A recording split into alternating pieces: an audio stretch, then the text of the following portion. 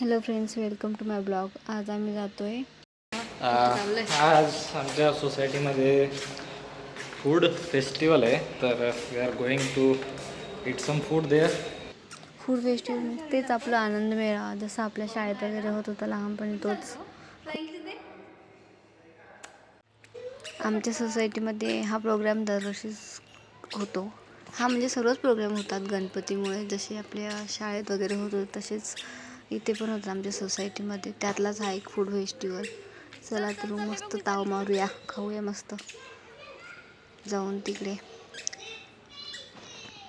तिथे खाण्यासोबत बाकीचे पण स्टॉल असतात, जसे की आपले कपड्यांचे ड्रेसेस वगैरे, किंवा मग ते सिरॅमिकचे आणि आपली ज्वेलरी वगैरे सर्वच असतात. लेट्स गो, बघूया काय काय आहे आज मेन्यू. हे बघा इथे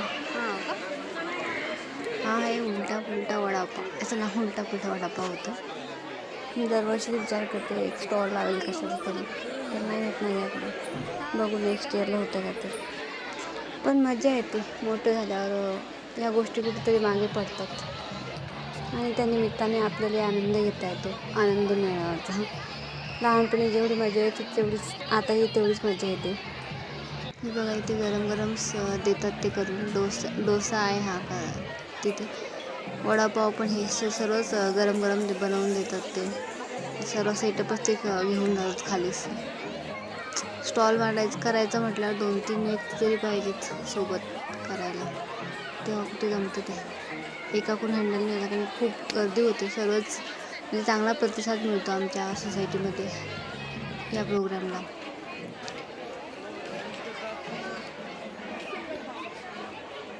पावभाजी आणि काय आप्पे हे कपकेक खूप मस्त आहेत. आपले नाचण्याचे आणि दुसरे कोणते, हां याचे डेट्सचे, खजूरचे. आम्ही ते पार्सल पण घेऊन आलो होतो घरी येताना. तर छान कसं आहे.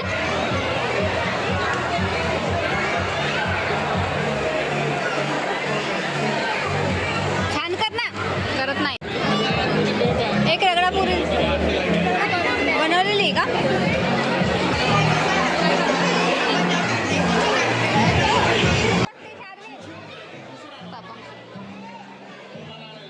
हा तो उलटा पुलटा वडापाव खूप मस्त होता. त्याची टेस्ट खूप छान होती आणि आम्ही लास्ट घेतलं ते संपलं होतं. त्याच्यानंतर तर भेटलंही नाही.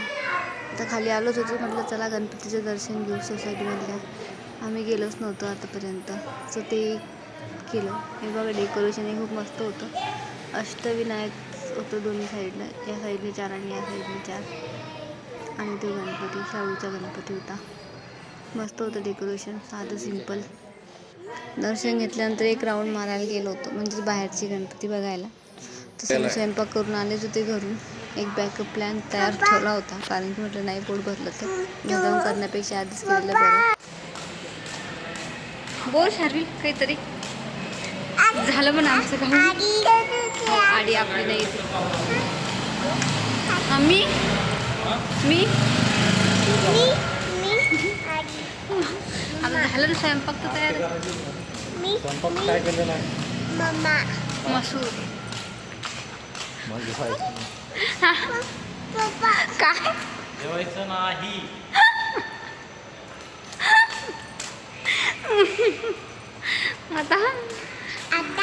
आता झालं. हे बघा डेकोरेशन खूप मस्त होतं केलेलं. एकच गणपती बघितला, कारण की बाकी मग विसर्जनाची गर्दी होती, त्यामुळे समोर गेलो नाही. Thanks for watching. बाय.